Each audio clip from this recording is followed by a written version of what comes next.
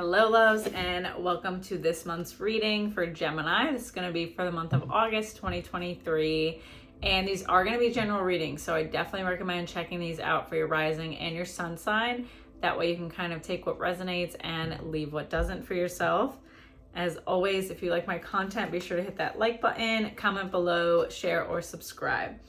Let's jump right into it for our Geminis. We still have quite a few planets retrograde, and we have Venus retrograde until September 3rd. So that's going to be highlighting anything around love, relationships, self-love, self-worth, having us reassess, maybe move on from particular relationships. So a lot of change. Let's see what we have for Gemini. What guidance and messages do our Geminis need this month?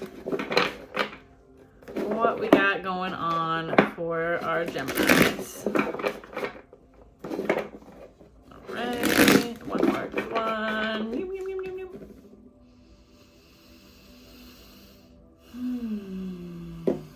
You needed a really big deep breath, Gemini. All right, we have 7, stand your ground. Another 7, triumph. All right. 3, rejoice in celebration. And 2, sacral chakra. Okay, so a lot of intense fiery energy I'm getting for you, Gemini, especially with the 7, stand your ground, sacral chakra, all of that. So coming into conflict with those in your very immediate circle. This could be a romantic relationship. I'm feeling like this highlighting of how you relate, how you connect with others, maybe a highlighting of old wounding as well. I'm getting like the fatherhood wound coming up for me. So finding it hard to really connect how you would like in intimate relationships. There is a bit of betrayal around that, a bit of just feeling powerless in the past. So a lot of that is like old wounding for me at this time. Like you're not powerless, but that wound still kind of carries on with you. So there's a bit of feeling like that throughout your experiences with others, and you still get that highlighted in your romantic relationships. That's why it's coming up for me. So I do see you having conflict in your relationships. This could be a newer dynamic, somebody that I just feel like, not that they don't have your best interest in mind, but they're not the most stable source for you, this person that you're with. Like you're having fun with them, and there's a lot of ways you can explore and play and be silly and all of those things. But there isn't this sense of stability that they bring you. And I feel that has been normalized because your parental or caregiver figure also didn't bring that to you. So this is kind of a pattern that's been like coming up, this instability, but you're having fun and you know, you're just like trying to make the best of it. But you do want stability, I'm hearing. Like you do want to be nurtured and cared for. And I feel like on the other end of that, like you are always the one nurturing and caring for others. So why is it that you can't also receive that, right? Like why? I feel like you're almost the one like taking on more of the burden, so to speak. But then you have 7, triumph. So I feel like in August, you're going to be pushed to speak up and speak out for the things that you do want and need in relationships. And it's kind of like getting to this point where something happens suddenly that it's almost like an epiphany moment where you're like, why am I still entertaining certain things? Like, why am I still doing this? You know, like I've been here before. You've been here before. You've done something like this before. You've been in a dynamic like this before. And that's okay. But now you're getting this epiphany, like, I don't have to engage in shit like this. I don't have to put up with stuff like this. I don't have to be here. I don't have to be with this person. I don't have to be in this space. So reclaiming your self-worth, like reclaiming what it is that you need in relationships and relating to other people. Then you have these 2. So you have rejoice in celebration and sacral chakra. Rejoice in celebration is having like your friends.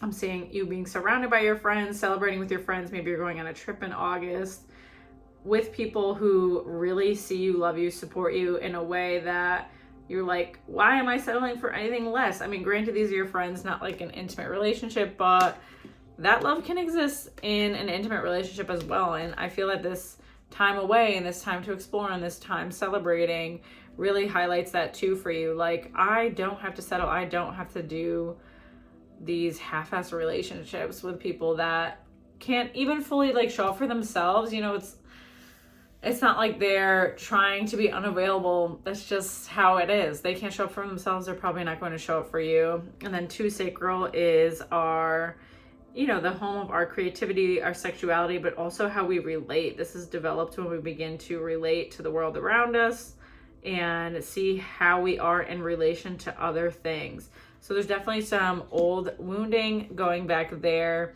Some of us having sexual trauma that is still kind of, I don't want to say lingering, but it's still kind of something that we have to work through a little bit, and getting to a safe space in order to do so. So August does provide some of that for you to move through these feelings, but also realize like you can reclaim that power. You can continue to move forward and not just kind of on autopilot engage in certain relationships. Like you're really like, how can I engage proactively? What do I want? What do I need? What is going to make me happy? And fighting for that and not settling for less than that. There's a bit of like self-abandonment that's highlighted for me this month. Then we have 1 base chakra and 0 new beginnings. Oh, we love this card. So 1 base chakra, our sense of security, our sense of stability. Not surprising that comes up with all these relationship things that are being highlighted for me. So your sense of belonging, your sense of stability is something that definitely is tied close to our sacral chakra as well. So looking at those areas, do I feel secure in my body, secure in my sense of self? What are some old stories I'm holding on to about what I deserve, about what I deserve to experience? So you're moving through a lot of that and definitely purging quite a bit this month. Then you get the 0 new beginnings. So toward middle, end of August, reclaiming like, I'm not doing certain shit anymore. I'm not settling for anything that's not in my best interest, that doesn't feel very amazing for me, and claiming that. You know, it's almost like, it's definitely, again, fiery energy. So fighting for that, not settling for that, fighting for the relationships that you want, putting in the effort where you want, and drawing a line in the sand for people who need that. Maybe cutting out some relationships too. So it's a little bit of both, right? But either way, you're being authentic to yourself and putting it out there instead of just going with the flow and accepting what is when it's not something that you want, when it's not something that is fulfilling to you. Let me see what else we got for you. 8, trapped in fear. I feel like new beginnings is a nice one to end it on, but 17, hope. We got a couple more. And then 9, suffering in silence. Nasty. So 8, trapped in fear. That is when your mind is the main thing holding you back. So if you're wanting more abundance, if you're wanting more clarity in life, if you're wanting to move forward, to move on, to just have more for yourself, it is your mind that is the biggest thing holding you back from that. You are engaging in the same patterns. You are engaging in what's familiar and not what's fulfilling. Okay. Oh, I kind of like that. 17, hope, remaining positive in times of darkness. And then we have 9, suffering in silence. So all these have our yellow glow of the solar plexus. That's a big, we got like all lower chakras activated for you this month. So it's a lot of solar chakra,